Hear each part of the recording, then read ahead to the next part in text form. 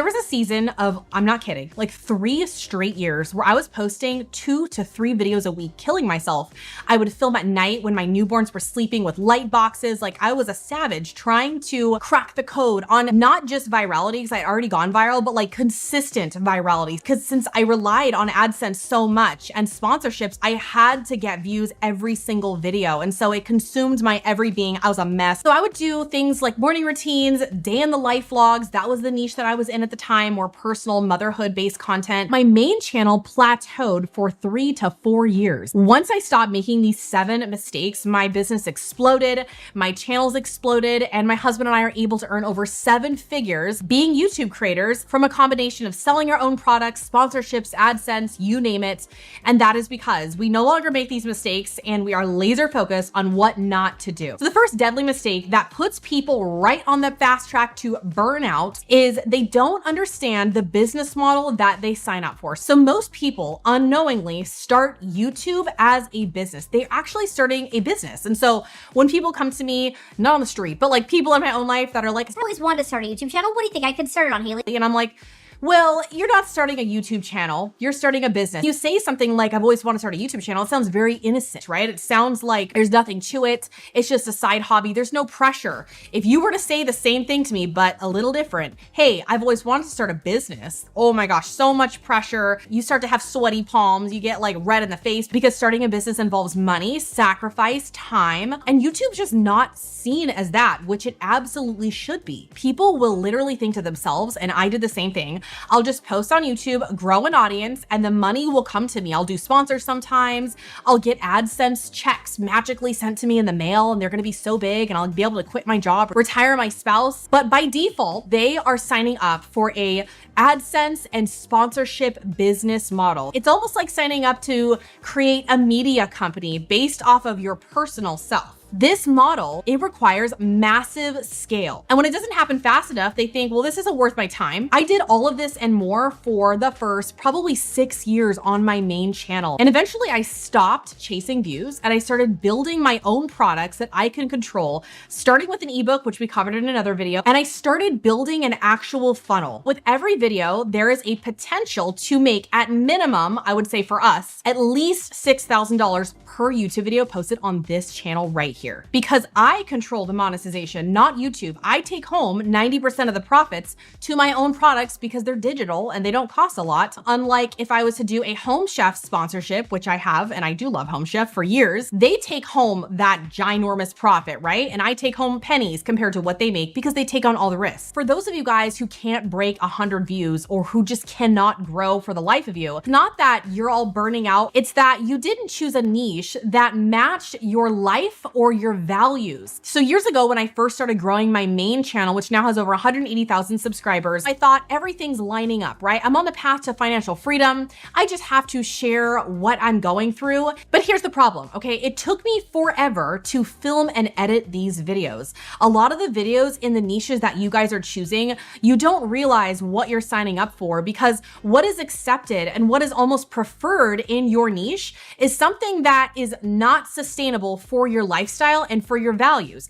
For instance, in the motherhood niche, okay, a lot of moms like to show home management, right? So it's things like cleaning, organization. At the time, I was just gonna do whatever I could do to get paid so that I didn't have to go back to my 8-to-5 job and put my baby in daycare. So that was my mission in life. I was gonna sacrifice it all so that she didn't have to go to daycare. I could be with her, I could work from home. And so I was doing the whole gambit. So while that did work, we were making around $20,000 from my main channel as a traditional influencer. I talked about that in my last couple of videos and detailed the income streams and what that looked like, why I don't do it now. Hindsight's 2020. And I didn't realize that the reason I was burning out every other week or month or day, honestly, wasn't because I was a YouTuber. It was because I chose the wrong YouTube strategy for business. If you're a parent, you want to spend a lot of time with your kids. You want to give them, and I'm talking really just for parents, but I guess if you're anybody that wants to have a life outside of your business and you go into a niche that requires maybe daily uploads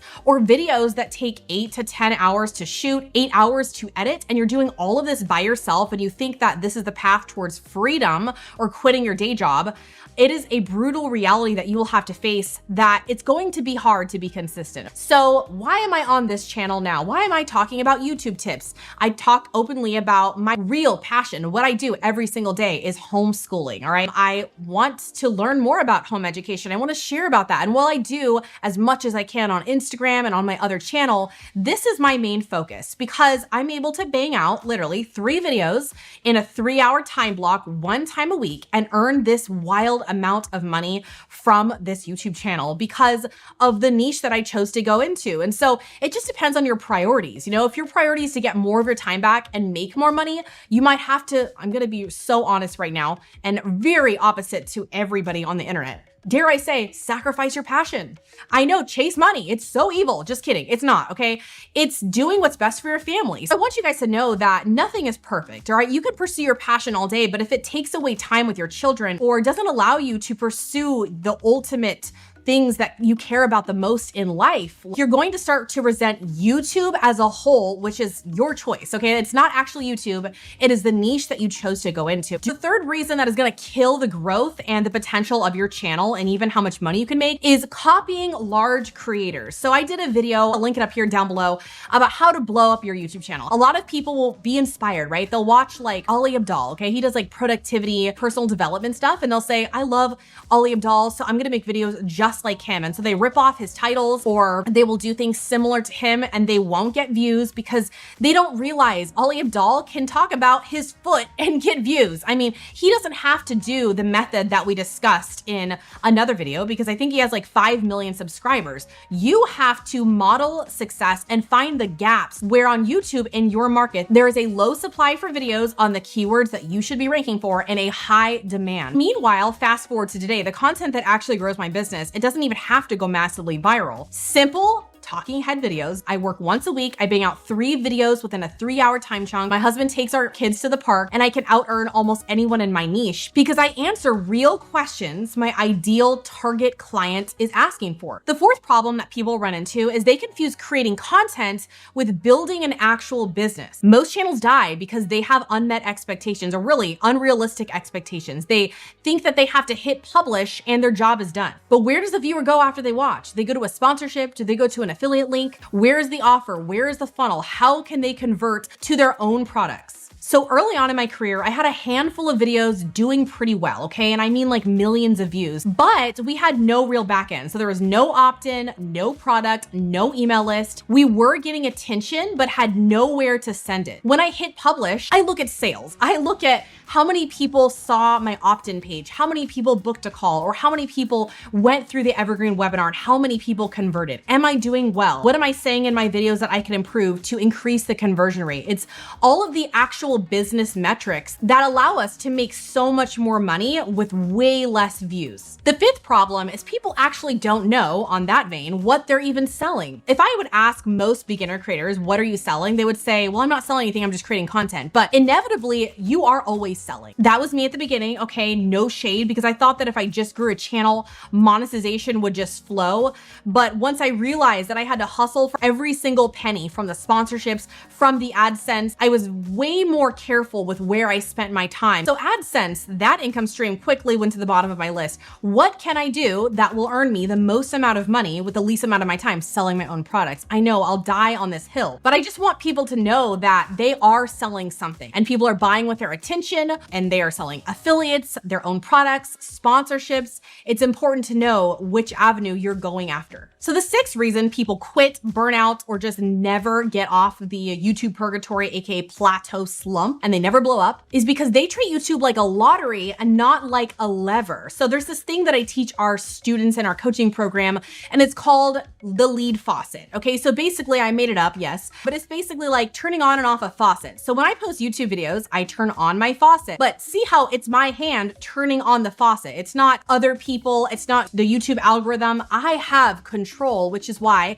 I can put my head on my pillow at night with my herd of kids, homeschool them the next day, and not have to work work for 6 days straight and make a ton of money because I control the faucet. And so let me guess, you're hoping that if the next video blows up, your whole channel will explode and everything will be, rainbows and butterflies. But I have found in my experience, okay, for posting for years and treating it like a lottery and looking at every individual video and the view counts associated with those videos, that YouTube actually doesn't reward lottery players. It rewards systems thinkers. So I used to chase virality when right now I treat every video like a lever. Every single video I post on this channel is very strategic and intentional. It's not just for views, although I do focus on that. It solves a specific problem and points to a specific offer. So that way, even if it only gets 1,000 views, it still works and I still get paid and I can sleep at night and actually turn this into a real business and not stress. So we've had videos that broke 1,000 views only, and they've hit $20,000 in sales. We've also had videos that hit 300,000 views, and I'll put some of them on the screen.